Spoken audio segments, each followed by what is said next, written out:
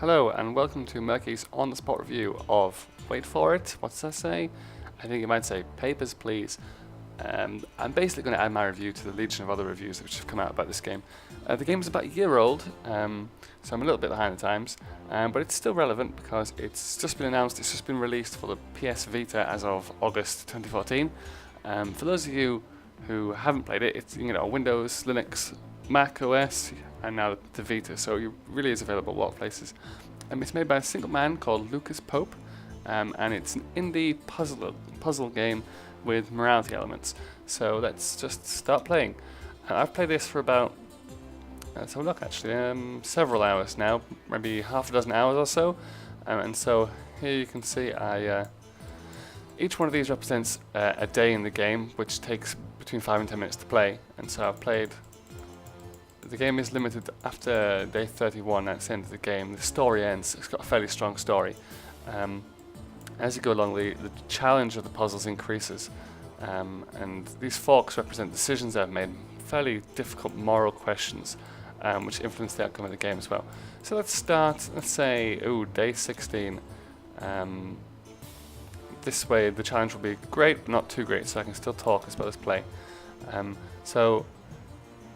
Each level starts with news stories which are influenced by the way you performed in the previous levels or the previous days, and so you do have an effect on the outcome of not only the story but this fictitious republic.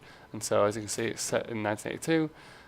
This is updating us on the latest challenges of this level. And so now I've got this key which unlocks a tranquilizer gun, because they've cut back security and I might need to defend our position, as well as performing the puzzles. That's fine, and I have to keep that out for wanted criminals. And so, effectively, the main mechanic of the game is this puzzle element. Let's start the day, let's start getting people in. So if someone comes in, you say, oh, it's actually my mate first. This is me taking bribes, I've been a very naughty boy. Yes.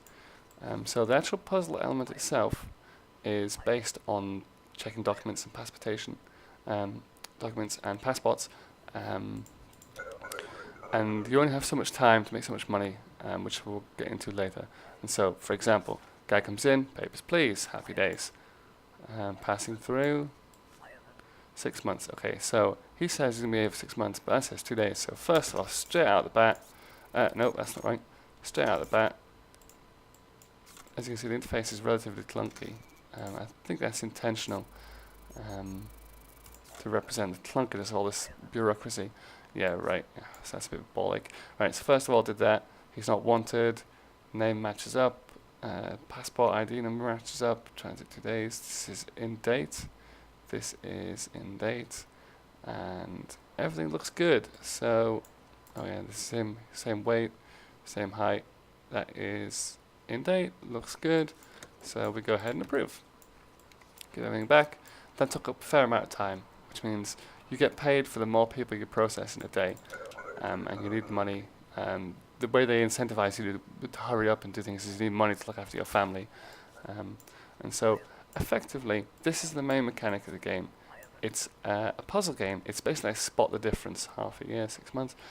Picture looks good. So it's kind of like, look at this, there's a difference here. It's basically spot the difference that you get on a cereal packet.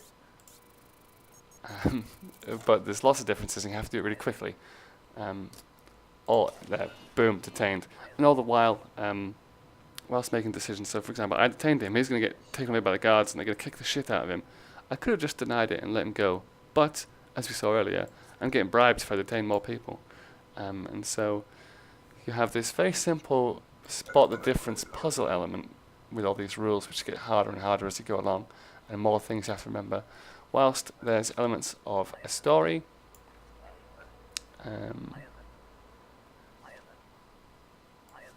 So here we go.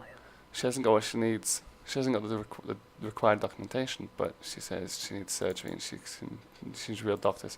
So I can let her through and I will get fined. The idea is if I miss something, or if I intentionally let people through, I'll get a citation.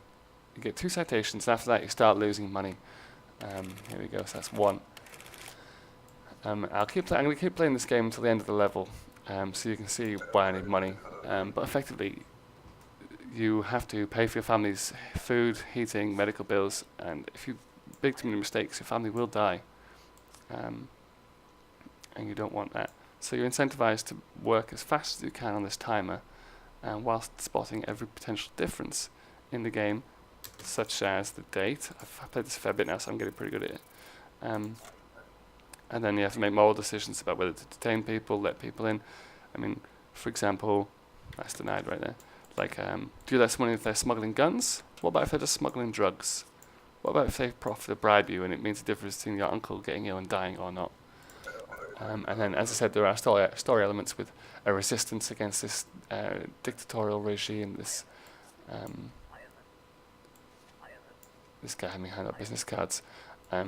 Because you are basically working for a what would be its fictitious country, it would be a dictatorship or a single-party state which has fairly nasty human rights violations. Transit. Okay, so this all looks good. Yeah, and I see at this point I've been talking too much. I need to really go make my money. So let's just hope for the best. Hopefully, I'll get a citation. Bollocks. So as I said, the game is limited. Each level lasts about 5 to 10 minutes, and this is the clock down here. And I came here to work. And after you've worked a month, so you, oh shit, what's this guy doing? After you've worked for a month, you the story gets to a natural conclusion. Boom, saved his life. Tranquilizer. So that'll be the end of the day. And yeah, after about a month, the story arc is complete based on the decisions you've made. So each level ends like this. I processed only 5 people, so I think I only got 25 credits or whatever it is, dollars. But I took $45 worth of bribes, and I've already saved up $70, so I can pay for rent, food, and heat. And I got extra for shooting that guy. You can use this to upgrade the booth to increase the utility of some of the keyboard shortcuts you would have. As you can see, at this stage, everything's fine. And so, if you're running low on money, these things do get worse to incentivize you really blasting through the puzzles. And so, that's it. Effectively, the too long didn't read is that you have some fairly simple but engaging puzzles that ratchet up in difficulty fairly rapidly, along with some difficult moral choices and a strong storyline with multiple endings. It took to get to a few decent endings. It took about 6 hours of gameplay in this pretty grim but interesting setting and fairly engaging puzzles. The game cost $10 through the website, the developer's website. I'll put a link in the description. You can get it through Steam and Humble Bundle, etc. But I'll put a link for the developer's website, which gives you it through Humble and a Steam key for $10, which was £6. And as I say, I really enjoyed it. It took about 6 hours, so I would recommend it. Thank you for watching. Cheers.